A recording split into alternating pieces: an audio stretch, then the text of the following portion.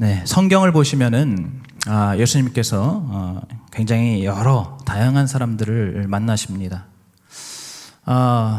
대부분의 사람들을 예수님께서 만나실 때 그 예수님은 대체적으로 아주 친절하고 또 아주 자비롭고 인자한 모습으로 사람들을 대하십니다. 그런데 딱 한 부류의 사람들에게만큼은 완전히 다른 사람이 되셨습니다. 이 사람들만 만나면은 예수님께서 바로 안색이 바뀌시고 그들을 향해서 너무너무 차갑고 아주 싸늘하고 냉정하게 대하시면서 또 여차하면 그들을 아주 매섭고 따끔하게 질책하고 비판하셨습니다. 그럼 그들이 누구일까요? 바로 바리새인들입니다. 예수님은 다른 사람들한테는 절대 그러지 않으셨어요. 다른 데서는 절대 그러지 않으셨는데 이 바리새인들만 만나면 이 바리새인들에게만큼은 정말로 거칠고 험한 말도 마다하지 않으면서 그들을 책망하셨습니다. 여러분들도 아마 다 알고 계실 겁니다. 예수님께서 이 바리새인을 지칭한 그 유명한 말들, 어떤 말들이 있죠? 네? 예수님께서 이 바리새인들을 막 이렇게 꾸짖으시면서 하신 말씀 있지 않습니까? 뭐라고 부르셨죠? 네? 말씀을 하시려면 하시고 마시려면 마시면 되는데 웅얼웅얼 하시네요. 마스크 때문에 그런가요? 네, 뭐라고 하셨죠? 독사의 자식들아, 이 독사의 자식들아. 예. 여러분 마태복음 23장에 보시면은 독사의 자식들도 아닙니다. 아예 그냥 독사의 새끼들아 이렇게 말씀하세요. 너희들은 뱀이고 너희들은 독사의 새끼들이다 이렇게 말씀하십니다. 거의 뭐 욕이나 다름없죠. 또 예수님께서 이 바리새인들을 향해서 또 그들을 지칭한 그 단어가 또 있죠. 뭐가 있을까요? 네? 무슨 무덤인데? 네, 회칠한 무덤입니다. 회칠한 무덤. 오늘 본문에도 나오고 있습니다. 너희들은 평토장한 무덤과 같다. 이것이 이제 같은 말이에요. 회칠한 무덤. 이 무덤은 그 봉분이 없는 무덤을 말합니다. 원래 보통 무덤이라고 하면은 그 시신을 묻고 나서 그 위에 흙을 덮거나 혹은 뭐 돌을 쌓아 올려서 이것이 무덤이라는 것을 이제 알리는 게 자연스러운 것인데 그러한 봉분이 없는 그런 위에 어떤 쌓아 올린 것이 없는 그러한 무덤을 바로 이 평토장한 무덤이라고 합니다. 대신에 이스라엘 사람들은 그 평토장한 무덤 위에다가 흰색으로 이렇게 표시를 해놨다고 해요. 왜냐하면 이스라엘 백성들은 그 무덤을 밟거나 무덤과 접촉하면 그들이 부정하게 되기 때문에 그 부정을 피하기 위해서 그 무덤, 평평한 무덤 위에다가 흰색으로 이렇게 표시를 해둔 것입니다. 그것이 바로 회칠한 무덤이고 또 평토장한 무덤인데 이 예수님께서 바리새인들을 가리키실 때, 바리새인들을 지칭하실 때, 부르실 때 이 회칠한 무덤들아라고 말씀하셨습니다. 겉보기에는 그럴듯해 보이고 무덤 같지 않아 보이지만 알고 보면 그 속에 썩은 시신이 가득한 그러한 겉과 속이 완전히 다른 그러한 존재들이다 이런 말씀이죠. 예수님은 이렇게 이 바리새인들에게만큼은 정말 가차 없이 대하셨습니다. 여러분 그러다 보니까 우리도 이 바리새인들을 성경에서 이렇게 발견하거나 보거나 읽을 때 우리도 이 자연스럽게 그런 마음이 생깁니다. 이 바리새인들을 보면은 정말 세상에서 제일 나쁜 놈들이라는 생각이 들죠. 정말 이 가식과 위선의 대명사, 아주 교만의 대명사. 더 나아가서 어떤 분들은 이 바리새인을 아예 그냥 마귀하고 동급으로 이렇게 취급하기도 합니다. 바리새인들은 그냥 마귀의 종 이렇게 보기도 한다는 거죠. 여러분 그런데 사실 우리가 이 바리새인에 대해서 제대로 알게 된다면은 적어도 우리만큼은 그렇게 단순하게 또 일방적으로 이 바리새인들을 대놓고 비판하거나 대놓고 정죄할 수는 없습니다. 만약에 우리가 이 바리새인들을 제대로 안다면은 우리의 마음도 약간 서늘해질 수가 있습니다. 왜냐하면 우리도 얼마든지 이 바리새인들처럼 될 수 있다는 것을 우리가 발견할 수 있기 때문입니다. 여러분, 이 바리새인이라는 존재는 사실상 이 성경에서 가장 기가 막히고 또 가장 안타까운 그런 아이러니 중에 하나라고 할 수가 있습니다. 저는 개인적으로 이 바리새인을 이렇게 볼 때, 성경에서 바리새인을 볼 때마다, 바리새인을 발견할 때마다 마음 한편에서는 좀 연민의 감정, 측은한 그러한 감정이 올라오곤 합니다. 왜냐하면 그들의 역사와 그들의 그 실상을 알기 때문에 그렇습니다. 여러분, 이 바리새인들이 어떤 존재였습니까? 왜 이 바리새인이 성경에서 가장 기가 막힌 아이러니라고 하는 것일까요? 바로 이들은 예수님으로부터 가장 그렇게 나쁜 존재로, 가장 악한 존재로 그렇게 책망을 받았지만, 사실 알고 보면은 이 바리새인들이야말로 이 성경 전체를 통틀어서 볼 때 이 하나님의 말씀과 하나님의 율법과 모든 절기와 제사를 포함한 이 하나님과 관련된 모든 것들을 가장 잘 알고 있었고, 또 그 모든 것들을 정말 가장 열심히 최선을 다해서 지켰던 집단이 바로 이 바리새인이기 때문입니다. 여러분, 이 바리새인들은 정말로 열심으로 그리고 진심으로 하나님을 사랑하고 하나님의 말씀을 지키고 순종했던 자들이었습니다. 우리는 생각할 때 이 바리새인들은 원래부터, 처음부터 아주 교만하고 아주 외식적이고 아주 위선적인 그러한 집단이라고 생각하기가 쉽지만, 여러분, 이 바리새인의 기원을 알면은 그러한 생각이 조금 달라집니다. 우리가 이 바리새인의 뿌리를 알기 위해서는 구약 시대에 제2성전을 건축할 그 당시로 거슬러 올라가야 됩니다.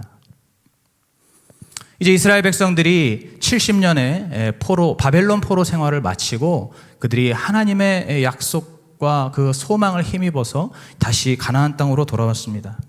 그리고 그곳에서 우리가 잘 알고 있는 대로 바로 제2성전, 두 번째 성전을 새롭게 건축하게 되었고, 또 그곳에서 이제 성벽도 새롭게 재건함으로써 이 예루살렘 성전과 또 예루살렘 도시의 그러한 모든 것들을 다시 잘 갖추게 되었습니다.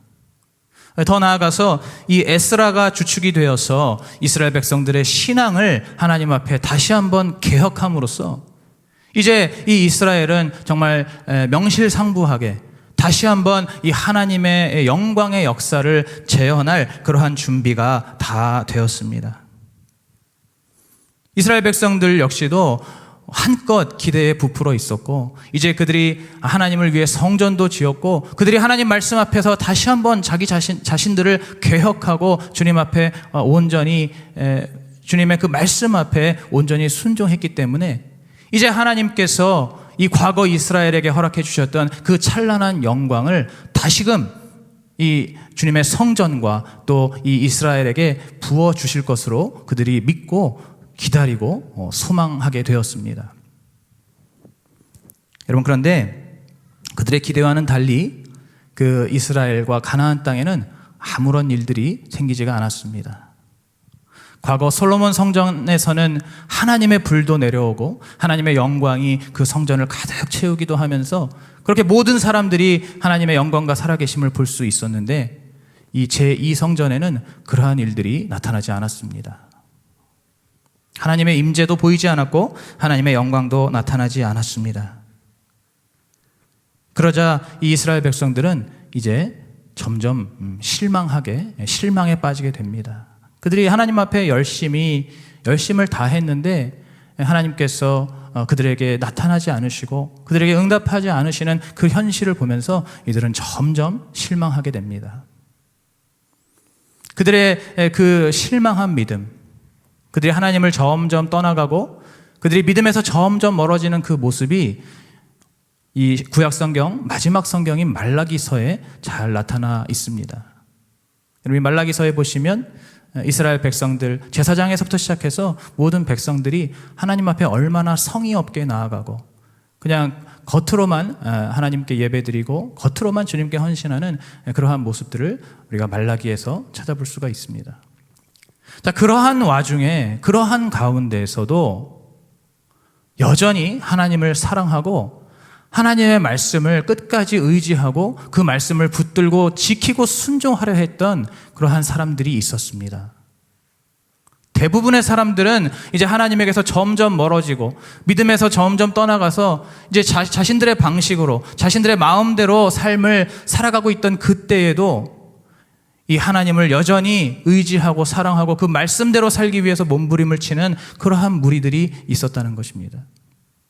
그들을 일컬어서 하시딤이라고 부르는데, 바로 이 하시딤이 이 바리새인들의 선조라고 할 수가 있습니다. 여러분, 이 바리새인들은요, 그 하시딤 중에서도 가장 하나님의 말씀을 열심히 지키고 사모했던 그러한 자들이었습니다. 이제 말라기 선지자 이후에 이 구약 시대에 더 이상 선지자가 나타나지 않았습니다. 그 기간이 무려 400년 동안 이어졌죠. 그래서 우리는 흔히 그 400년의 기간을 암흑기라고 부릅니다. 왜냐하면 선지자를 통한 하나님의 말씀의 계시가 없는 시대였기 때문에, 하나님의 말씀이 없는 시대, 계시가 없는 시대였기 때문에 그 시대를 암흑기라고 부르는 것이죠. 그 400년이라는 길고 긴 그 세월 속에서도 이 바리새인들은, 그들은 이제 선지자로부터 말씀이 떨어지지 않으니까 그들은 그 이전에 기록되어 있던 이 말씀이라도 붙들고 이 말씀에 기록된 내용을 지키기 위해서 정말 수단과 방법을 가리지 않고 물불을 가리지 않고 이 말씀을 지켜냈습니다. 이 말씀에 순종했습니다. 그러다 보니까 어느새 그들은 정말 다른 사람들과는 너무나 확연되게 구별될 정도로, 너무나 확실하게 구분이 될 정도로 하나님의 말씀을 지키는 그러한 사람들이 되었고, 이제 그들을 향해서 이 구별되다, 분리되다라는 뜻을 가지고 있는 이 바리새라는 이름을 붙여준 것입니다. 그래서 그들이 바리새파 혹은 바리새인이라고 불리게 된 것입니다. 여러분, 이들은 이 정도로 정말 진심과 열심을 다해서, 열정을 다해서 그 어려운 시대, 그 암흑 같은 시대 속에서도 하나님의 말씀을 붙들고 그 말씀에 순종하기 위해서 모든 노력을 다했습니다. 여러분, 이들이 왜 그렇게 이 말씀을 붙들고 의지했습니까? 바로 그 말씀에 기록된, 그 말씀에서 예언하고 있는 메시아를 기다린 것이죠. 바리새인들도 메시아를 기다리고 있었습니다. 메시아를 기다리는 믿음을 가지고 있었습니다. 그들은 자신들에게 약속된 그 메시아를 기다리고 그 메시아를 만나기 위해서 이 하나님의 말씀, 아무도 말씀을 지키지 않던 그 시대에도 이들은 끝까지 이 하나님의 말씀대로 살려고 몸부림을 쳤던 것입니다. 여러분, 그들의 그러한 순종을 잘 나타내는 예화가 하나 있습니다. 이 바리새인 랍비 중에 샴마이라고 하는 랍비가 있었습니다. 어느 날 이 랍비의 딸이 임신을 하게 되었고, 이제 배가 점점 불러오고 만삭이 되어서 집에 누워 있었습니다. 그런데 하필 그때 이 이스라엘에 초막절이 다가오게 된 겁니다. 초막절기가 다가오게 된 거예요. 이 초막절에는 모든 이스라엘 백성들이 집 밖으로 나가서 지금으로 말하면 텐트 같은 그런 초막을 짓고 거기에서 이제 지내면서 하나님께서 광야에서 함께 하셨던 그것들을 기리는 그 절기가 바로 이 초막절기입니다. 그런데 지금 이 샴마이의 이 딸이 만삭이 되어서 도저히 방에서 지금 나올 수가 없는, 그냥 방에 누워만 있어야 하는 그러한 상황이다 보니까 이 랍비 샴마이가 어떻게 했을까요? 그 딸을 밖으로 데리고 나올 수 없으니까 그가 선택한 방법은 그 딸의 방에다가 직접 초막을 만든 것입니다. 그 딸이 누워있는, 그 만삭의 딸이 누워있는 그 침대 위에 직접 초막을 지었다는 것입니다. 여러분, 이 정도로 정말 이렇게 수단과 방법을 가리지 않고 물불을 가리지 않고 이 하나님의 말씀, 그 절기와 의식들, 제사들을 지키기 위해서 열심을 다했던 자들이 이 바리새인들이었습니다. 여러분, 이 바리새인들이 말씀을 지킬 때 그들에게 독특한 개념이 하나가 있었습니다. 그것은 바로 울타리를 친다라는 개념입니다. 울타리를 친다. 이 하나님의 율법과 그 계명을 지키기 위해서 그 원래 있는 율법과 계명보다 조금 더 강화된 기준으로 그 말씀을 지키는 것입니다. 예를 들어서 만약에 오늘 저녁 밤 9시에 안식일이 시작된다라고 한번 예를 들어보겠습니다. 원래 이스라엘의 안식일은 저녁부터 시작이 되기 때문에 이제 밤 9시에 안식일이 만약에 시작된다고 한다면은 그것이 원래 율법이고 원래 계명이라고 한다면은 이 이스라엘 백성들, 특히 바리새인들은 9시가 아니라 그보다 시간을 땡겨서 8시 45분이라든지 혹은 뭐 더 땡겨서 8시 30분부터 안식일로 지킨 것입니다. 왜냐하면 9시 정각에 딱 맞춰서 안식일을 지키려고 하다 보면 혹시라도 실수로 그 안식일을 조금이라도 어길까봐 9시에서 조금만 넘어가면은 이 안식일을 범한 것, 그 시간만큼 안식일을 범한 것이 되기 때문에 이 바리새인들은 그 조금이라도 어기지 않고 잘 지키기 위해서 원래 시간이 9시라면 그보다 10분, 15분, 30분 더 앞당겨서 그것을 자신들의 또 율법으로 정해가지고 그 하나님의 말씀과 계명과 율법을 지켰습니다. 그렇게 그 모든 하나님께서 명령하신 그 모든 계명과 율례와 법도에 관해서 이들은 이렇게 전부 다 울타리를 쳤습니다. 그것보다 더 강화된 기준을 만들어서 그 기준을 따라서 이 하나님의 말씀을, 그 강화된 기준을 따라서 더욱더 정말 치열하게 열심을 다해서 그 계명을 지켰던 자들이 바로 이 바리새인들이었다는 것입니다. 여러분, 이들이 얼마나 하나님의 말씀 앞에 진심이었고 얼마나 이 하나님의 말씀 앞에 치열하게 살았는지 여러분 좀 이해가 되십니까? 여러분, 그랬던 이 바리새인들이 그렇게 하나님 말씀 사모하고 그렇게 하나님 말씀 정말 열심을 다해 순종했던 이 바리새인들이 정말로 기가 막히게도 이 신약 시대에 이르러서는 이들이 예수님으로부터 그렇게 혹독한 책망을 가는 곳마다 당하게 된 것입니다. 또 이들도 그 예수님을 대적하고 그 예수님을 증오하는 마음이 날로 커짐으로써 끝내는 예수님을 십자가에 못 박아 죽이는 그러한 최악의 존재가 되고 말았습니다.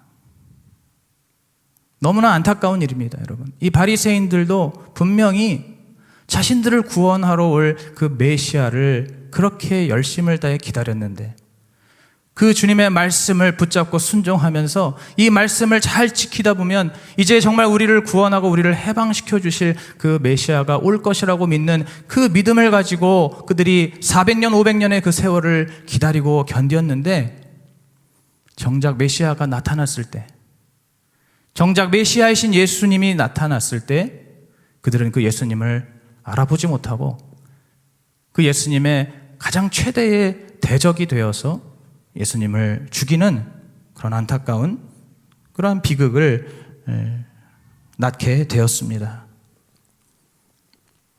저는 그래서 이 바리새인들을 바라볼 때 분명히 이들이 잘못이 있고 또 악한 것이 분명하지만 그럼에도 불구하고 이 바리새인들을 생각하면 마음 한편에 안타까운 마음, 참 불쌍한 마음, 또 연민의 마음이 든다라는 것입니다.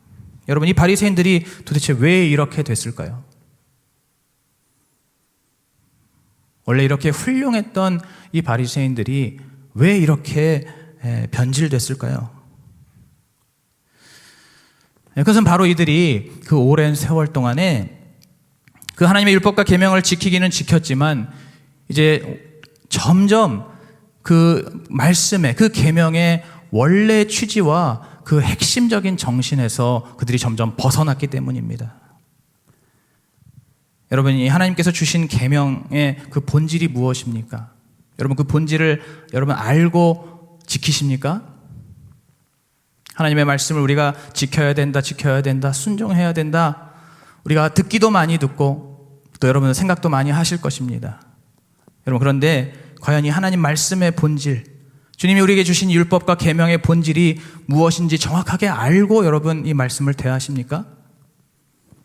여러분, 이 말씀의 본질이 무엇입니까? 우리는 그것을 출애굽하는 이스라엘 백성들을 통해서 확인할 수가 있습니다. 하나님께서 모세를 통해서 이스라엘 백성들을 이제 애굽에서 탈출을 시켜주시죠. 그 애굽은 이제 과거 우리의 죄악된 인생을 상징한다고 했습니다. 하나님께서 이 이스라엘 백성들을 애굽에서 나오게 해주시고, 그리고 또 홍해를 건너게 해주셔서 이제 광야로 인도해 주셨습니다. 그리고 나서 이제 시내산에서 하나님께서 모세를 통해서 이스라엘 백성들에게 십계명을 주셨습니다. 여러분, 이거 다 알고 있는 사실이죠. 그런데 우리는 이 순서에 대해서 한번 주목을 해봐야 됩니다. 하나님께서, 여호와 하나님께서 이스라엘 백성들을 먼저 구원해 주시고, 먼저 애굽에서 해방시켜 주시고 탈출을 시켜 주시고, 그리고 또 하나님의 그 놀라운 능력으로 홍해를 갈라서 이 홍해까지도 정말 마른 땅처럼 건너게 해 주신 다음에 그 후에 이들에게 하나님의 계명, 십계명을 주셨다는 것입니다. 이 순서가 굉장히 중요합니다, 여러분. 여러분, 예를 들면 그 순서가 좀 바뀔 수도 있습니다. 예를 들어서 이스라엘 백성들이 아직 애굽에 있을 때에, 거기서 종살이하고 있을 때에 하나님께서 그들에게 먼저 십계명을 주실 수도 있습니다. 예를 들자면 그렇다는 것입니다. 하나님이 그들에게 먼저 십계명을 주셔서, 자, 너희들이 이제 이 계명을 보고 이 계명을 지키는 자들을, 이 계명을 잘 순종하는 자들을 내가 애굽에서 탈출시켜 주겠다 라고 하실 수도 있는 것입니다. 다시 말해서 말씀과 이 율법과 계명을 먼저 주신 다음에 이것을 지키는 자들은 탈출을 구원을 시켜주시고, 이것을 지키지 않는 자들은 그대로 멸망 가운데 내버려 두겠다라고 하실 수도 있는 것이죠. 그 말씀대로 순종한 자들만 출애굽시키고 그들만 홍해를 건너게 해서 그들만 약속의 땅으로 인도하실 수도 있는 것입니다. 논리적으로 봤을 때 전혀 이상하지가 않습니다. 그렇죠? 그런데 우리 하나님께서는 어떻게 하셨습니까? 반대로 하신 거예요. 거꾸로 하신 거예요. 이스라엘 백성들, 죄 가운데 있는 이스라엘 백성들을 일단 구별 없이, 차별 없이 그들 모두를, 그 200만에 육박하는 이스라엘 백성 전체를 애굽에서 나오게 해주신 것입니다. 그들 모두를 먼저 주님께서 구원해 주신 겁니다. 구원의 은혜와 구원의 사랑을 먼저 베풀어 주시고, 그리고 정말 홍해까지 건너게 해주신 다음에, 그 다음에 시내산에서 계명을 주셨습니다. 여러분, 이 순서가 의미하는 것이 무엇이냐면, 하나님께서는 우리 모두에게, 주님께서 먼저 구원의 은혜를 우리에게 선물로 베풀어 주셨다는 것입니다. 그 다음에 이제 그 하나님께서 우리에게 먼저 주신 그 구원의 은혜와 그 사랑에 감사하면서 그 사랑에 반응하는 방법으로서, 그 주님의 은혜와 사랑에 반응할 수 있는 그러한 구체적인 실천 목록으로서 우리에게 십계명을 주셨다는 것입니다. 다시 말해서 이 주님의 말씀과 계명은 바로 그분이 우리에게 베풀어 주신 은혜에 대해서, 그 사랑에 대해서 그것을 반응하고 그것을 표현하라는 그러한 하나님의 또 다른 선물이라고 할 수가 있는 것입니다. 하나님의 말씀과 율법은 단순히 강제적으로, 억지로 그것을 무조건 지켜야 되는, 지키지 않으면 벌을 받고 감옥에 가는 그러한 법조항이 아니라, 하나님께서 우리에게 먼저 우리가 정말 갚을 수 없는 그 구원의 은혜를 주시고, 그리고 이제 그것에 대한 사랑의 표현으로서 이 계명을 지키라고, 바로 그 계명들을 우리에게 주셨다는 것입니다. 바로 이것이 이 하나님의 말씀과 율법과 계명의 본질인 것입니다. 여러분, 예수님께서도 우리를 구원하실 때 바로 이 같은 방법으로 구원하셨습니다.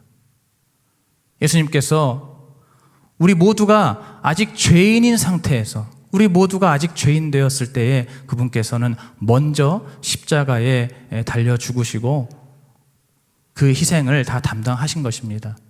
그리고 나서 이제 그 십자가의 희생을 믿는 모든 자들을 구별 없이, 차별 없이 구원해 주시고 그들에게 영생의 은혜를 베풀어 주시는 것이죠.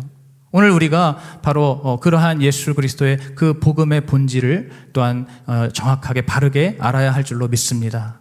우리 주님의 그 말씀은 바로 하나님께서 우리를 올가매려고, 우리를 제한하려고, 우리를 강제적으로 컨트롤하려고 그렇게 주신 말씀이 아니라 바로 우리에게 먼저 크신 은혜와 사랑을 베풀어 주신 다음에 그것에 대한 올바른 표현으로서 하나님을 사랑하는 방법으로, 또 이웃을 사랑하는 방법으로 우리가 잘 그 사랑을 실천할 수 있도록 허락해 주시고 알려주신 것이, 그것이 바로 오늘 이 계명과 또 율법, 이 말씀이라는 것을 여러분 온전히 믿으시기 바랍니다.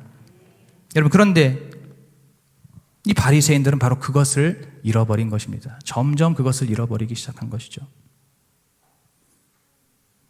그들의 그 마음과 생각 속에 하나님을 사랑하고 또 형제와 이웃을 사랑하는 그러한 마음들이 점점 빠져나가고 결국에는 껍데기만 남아서 그들이 율법을 그냥 겉으로만 지켰기 때문에 그것이 그들에게 있어서 결국 외식이 된 것입니다.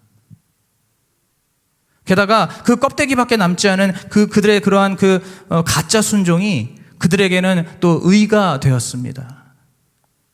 그 말씀을 그냥 그렇게 겉으로 그냥 억지로 지키는, 형식적으로 지키는 그것이 그들의 의가 되어서 그들이 다른 사람들을 바라볼 때, 다른 이들을 볼 때 그 다른 이들을 정죄하고 비판하는 그러한 기준이 되어버린 것입니다. 여러분, 한마디로 얘기해서 이 율법과 계명 속에 담겨있는 그 하나님의 그 원래의 본뜻, 그 깊으신 은혜와 그 사랑의 그 마음을, 그것을 잊어버리고 그것을 모르고 그냥 맹목적으로 이 율법을 지키는 데에만 급급하다가 이들이 결국 하나님의 뜻에서, 하나님의 그 사랑 가운데에서 점점 벗어나게 된 것이죠. 이것이 바로 이 바리새인들의 비극이었습니다. 여러분, 다른 사람들은 그러한 바리새인들을 알 수가 없죠. 겉으로 볼 때는 여전히 훌륭하고 여전히 말씀을, 계명을 잘 지켰기 때문에 다른 사람들은 이 바리새인들을 여전히 우러러보고 존경했을지 모릅니다. 그러나 하나님의 아들이신 예수님께서는 이 바리새인들의 그 본질과 그 속내를 정확하게 뚫어보실 수 있는 분이시기 때문에 그들의 속이 얼마나 비어있고 그들의 속이 얼마나 썩어 있는지를 너무나 잘 아시는 예수님께서 그 바리새인들을 볼 때마다 그들을 향해서 아주 혹독하게, 아주 가혹할 정도로 그들을 비판하시고 또 책망하셨던 것입니다. 오늘 우리가 읽은 본문에서도 바로 그러한 예수님의 책망이 나타나 있습니다. 특별히 오늘 본문은 정말 예수님께서 아주 작정하시고 바리새인들을 혼을 내시는, 아주 꾸중하시는 그러한 말씀이라고 할 수가 있습니다. 그 바리새인을 향해서 무려 6번에 걸쳐서 너희들에게 화가 있을 것이다 라고 선포하시면서 그들을, 다른 말로 하면 그들을 저주하신 것입니다. 오늘 이 본문이 있기 전에 있었던 사건을 우리가 이해해야 됩니다. 예수님께서 이제 한 바리새인으로부터 식사 초대를 받으셨습니다. 그래서 그 집에 들어가셨는데 거기서 웬일인지 예수님께서 이 식사 전에 손을 씻는 그 유대의 전통을 지키지 않으셨습니다. 그러자 그것을 본 이 바리새인이 예수님을 아주 이상하게 쳐다보았습니다. 이상하게 여겼다라고 성경에는 기록되어 있는데 그 말은 정말 마치 못 볼 것을 본 것처럼 그렇게 뭔가 좀 혐오스러운 그러한 마음으로 바라보았다라는 뜻입니다. 우리가 충분히 생각해 볼 수 있습니다. 여러분, 식사 전에 손을 씻는 규정이 그것이 그렇게 남을 판단하고 정죄하는 그러한 기준이 될 수가 있습니까? 여러분, 이 유대의 규정, 그 식사 전에 손을 씻는 그 유대의 규정은 그것은 남을 비판하고 정죄하기 위해서 정해진 그러한 규례가 절대로 아니죠. 그것은 어디까지나 그 사람의 위생과 또 건강을 보호하기 위해서, 그것을 위해서 만들어져 있는 규례입니다. 그죠? 그런데 지금 이 바리새인들은 어땠습니까? 그 본질을 알지 못하고 단지 그 행위를 하지 않는, 손을 씻지 않는 예수님을 바라보면서 그 마음속에 예수님을 향해 정죄의 마음, 비판의 마음을 가진 것입니다. 예수님께서는 바로 그것을 아시고 그 바리새인을 향해서, 이제 그 바리새인들을 향해서 오늘 본문 말씀처럼 아주 또 엄중하게 그들을 책망하십니다. 총 6번에 걸쳐서 이 바리새인들의 잘못, 바리새인들의 죄악을 질책하시고 그들을 저주하시는데, 결국 이 6가지의 내용을 다 정리하면 2가지로 요약을 할 수가 있습니다. 첫 번째는 우리가 앞서도 계속 얘기했듯이 바로 이 바리새인들의 지독한 외식입니다. 이들이 겉으로는 율법도 지키고 또 11조도 지켰지만은, 그러나 그들의 마음속에는 하나님의 사랑과 공의와 믿음이 전혀 없었습니다. 그러면서도 그들은 그 거짓 순종과 그 껍데기 신앙을 자신의 의로 내세우면서 다른 사람들 위해 군림하고 또 다른 사람들을 강압하고 판단하고 정죄하는 바로 그들의 그 가식과 위선, 그 외식을 향해서 예수님께서 맹렬하게 화를 쏟아내신 것입니다. 둘째로는 바로 이 바리새인들의 어리석음이었습니다. 여러분, 이들은 이제 하나님의 그 말씀, 그 계명의 그 원래의 취지에서 완전히 벗어나서, 그리고 그 본래의 핵심 정신을 완전히 잊어버림으로써 이 하나님의 율법을 그들이 직접 왜곡하고 또 그들이 자기 마음대로 그 율법을 왜곡하고 또 만들어내는 그러한 지경에 이르게 되었습니다. 결국 이들은 하나님을 대적하는, 그 하나님의 말씀의 원래의 뜻에서 한참 벗어나서 하나님을 대적하는 지경에 이르는 그러한 자들이 되어버렸습니다. 그들의 그러한 그 어리석음 때문에 어떤 일들이 있었나요? 이 하나님 뜻대로 바르게 순종하는 그러한 선지자들과 사도들을 이 바리새인들이 수도 없이 죽였습니다. 그리고 많은 영혼들을 옳은 대로 인도해야 될 그러한 책임이 있는 이 바리새인들이 오히려 그 많은 영혼들을 영적인 사망으로 이끌고 갔기 때문에 예수님께서는 그렇게 소경을 인도한 그들의 그 책임을 이제 그들이 다 짊어지게 될 것이라고, 그 대가를 그들이 다 치르게 될 것이라고 저주를 하셨습니다. 여러분, 결국 그 예수님의 말씀대로, 예수님의 예언대로 이 바리새인들, 이 외식하는 유대인들 결국에는 다 멸망하고 말았습니다. 그들은 나라를 잃고 전 세계로 뿔뿔이 흩어져서 약 2000년에 가까운 세월을 나라도 없이 전 세계를 방황하고 유리하며 고통받는 그러한 세월을 그들이 보내게 되었습니다. 여러분, 오늘 우리가 이쯤에서 다시 한번 확인해야 될 것은 이 바리새인들이 절대로 처음부터 그러한 존재가 아니었다는 것입니다. 이들은 분명히 하나님의 말씀 앞에 진심으로 또 열심으로 또 최선을 다해서 그 말씀을 지키는 자들이었지만은 세월이 흐르면서 그들의 믿음이 변질되고 하나님을 향한 사랑의 마음이 변질되고 또 타락하게 됨으로써 이렇게 안타까운 결과가 낳게 된 것입니다. 이러한 이 바리새인들을 우리가 생각해 볼 때 중요한 사실은 우리도 얼마든지 이 바리새인처럼 될 수가 있다는 것입니다. 여러분, 특별히 정말 신앙생활을 열심히 하면 할수록, 하나님의 일을 더 많이 하면 할수록, 또 하나님의 말씀을 내가 정말 더 열심히 지킨다고 그런 자부하는 마음이 내 안에 있을수록 우리는 바리새인처럼 될 가능성이 더 열려 있는 것입니다. 우리도 그 예수 그리스도의 그 복음의 본질과 그 십자가의 그 희생의 사랑을 우리가 잘 알지 못하고, 혹은 예전에는 그것을 잘 알고 있었지만 세월이 흐르면서 그 예수님의 그 십자가의 복음의 본질을 점점 잊어버리고 점점 그것이 퇴색되어서 그것을 다 망각하고 그냥 잘못된 열심만 남아있게 된다면은, 잘못된 순종만 남아있게 된다면은 우리도 얼마든지 이 바리새인들처럼 영적으로 외식하는 자들, 그리고 너무나 어리석게 하나님을 대적하는 자들도 될 수 있다는 것을 우리가 엄중하게 받아들여야 할 줄로 믿습니다. 우리가 신약 성경에서 그러한 예를 하나 더 발견할 수 있습니다. 바로 사도행전 5장에 나오는 아나니아와 삽비라입니다. 여러분들도 아마 다 잘 알고 계실 겁니다.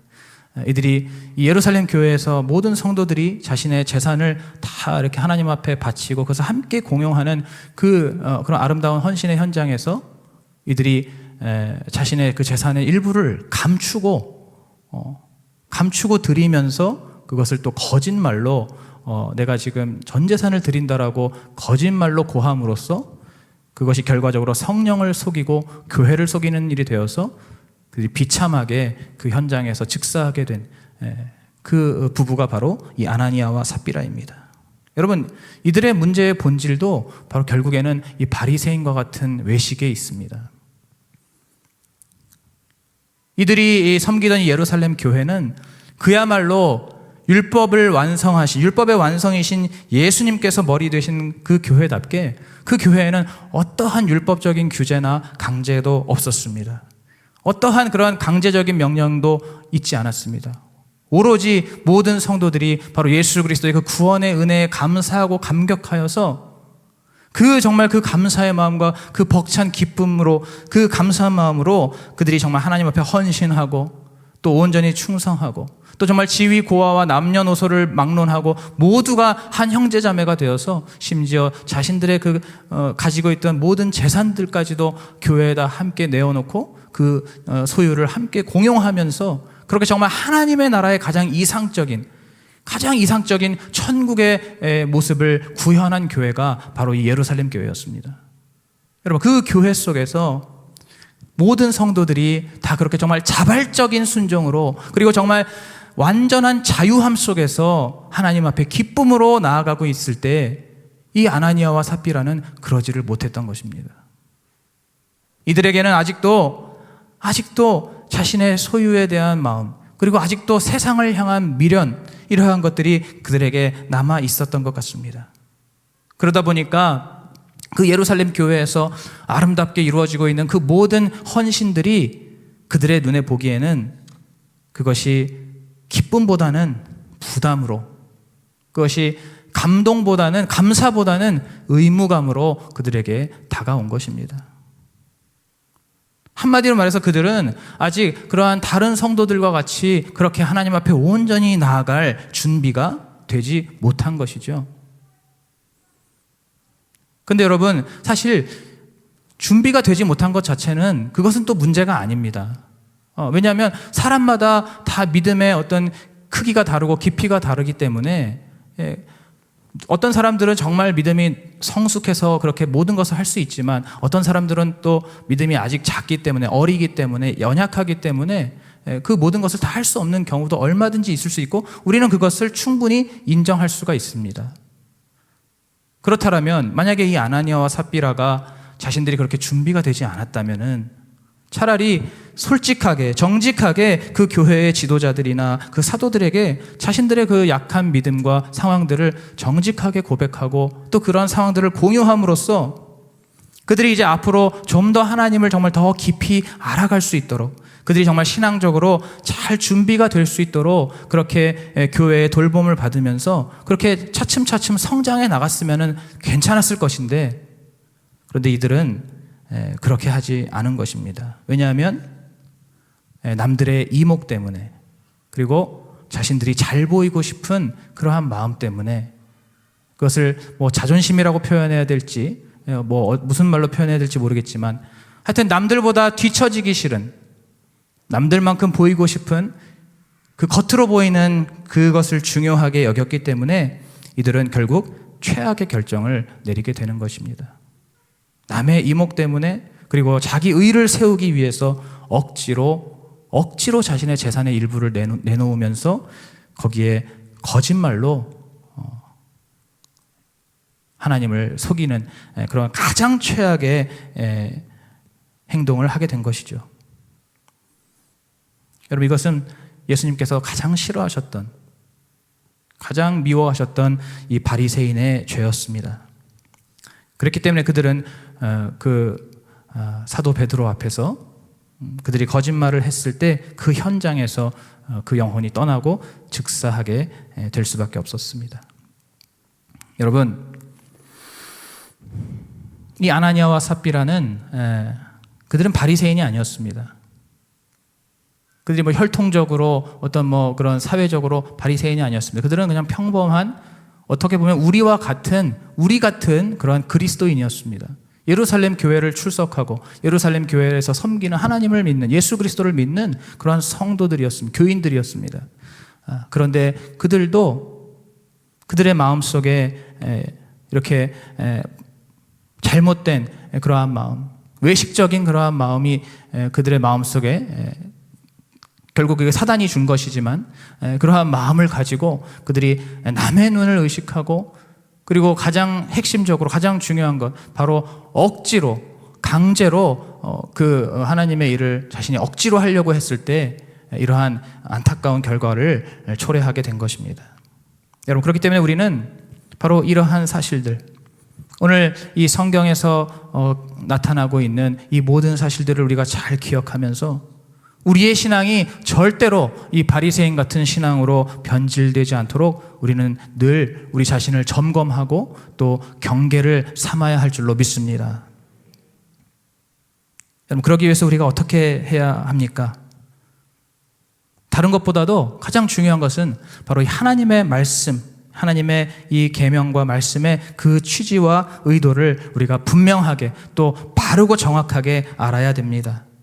여러분, 아까도 제가 말씀드렸지만은 우리가 이 하나님 말씀을 지키는 것은 그것이 강제적인 그러한 억지로 우리가 해야 되는 그러한 법이어서가 아니라 바로 우리 하나님께서 예수 그리스도를 통해서 우리에게 먼저 베풀어 주신 그 우리가 갚을 수 없는 그 구원의 은혜에 대해서 우리가 감사하고 또 그것을 보답하는 마음으로 지키고 순종하는 것이 바로 하나님 말씀에 대한 순종인 줄로 믿습니다. 그렇기 때문에 중요한 것은 여러분 절대로 억지로 이 말씀을 지켜서는 안 됩니다.